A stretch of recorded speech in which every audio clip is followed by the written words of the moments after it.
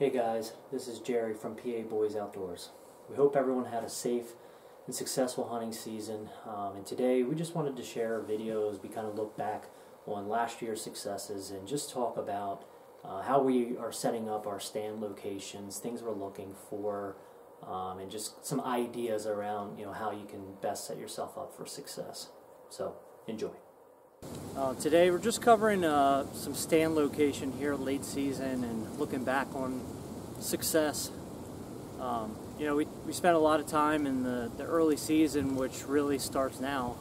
Starts in late January heading into February, and we really start scouting out all these locations and try to find the biggest movement patterns as movement kind of shifts year to year, especially on public land and even private land when you have multiple hunters on the same property, and that pressure continues to grow. So it's always a battle. It's a chess match trying to find that next stand location.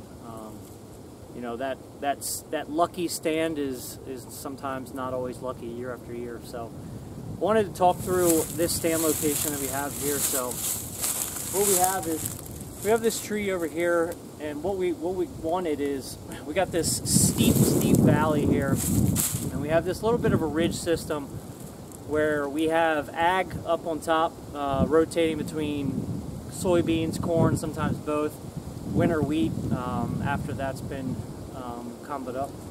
Then we have a valley coming down. We got a pretty big creek here, crossable creek, and then another hillside with more ag on the other side. And over here to my left, we got a great deal of a laurel patch that gets very, very thick, especially through the summer heading into early season. It's really green, it's overgrown, a lot of briar patches mixed in, and these bucks, they love that because it gives them a nice big thick area. They're bedding probably 100, 200 yards from most of the doe and fawn that are right up here on the hillside close to the ag.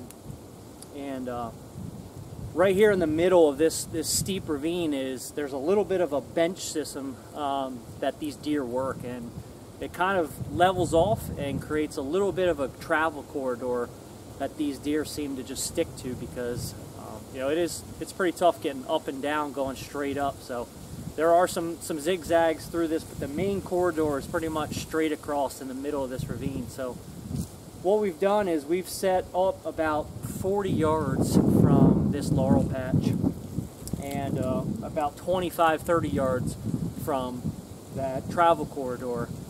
And we're on the kind of the back side of the tree. We can get in from the top, come down. The deer usually are coming this way, especially in the morning.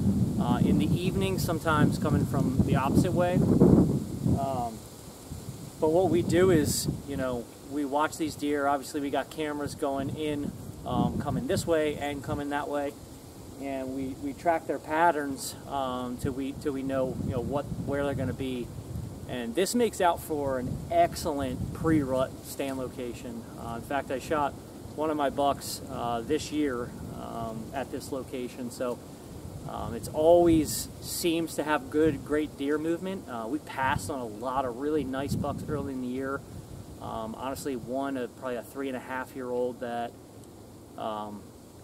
didn't really have a great shot on, probably 35 yards, and just never presented a true broadside or my favorite, a quartering away shot. He was quartered to pretty much the whole time and just didn't feel comfortable, but definitely a buck that we'll be after next year. We actually have pictures of him just a few weeks ago, so it seemed like he made it through rifle season and all. So we'll be after him potentially next year, with a couple others that we know.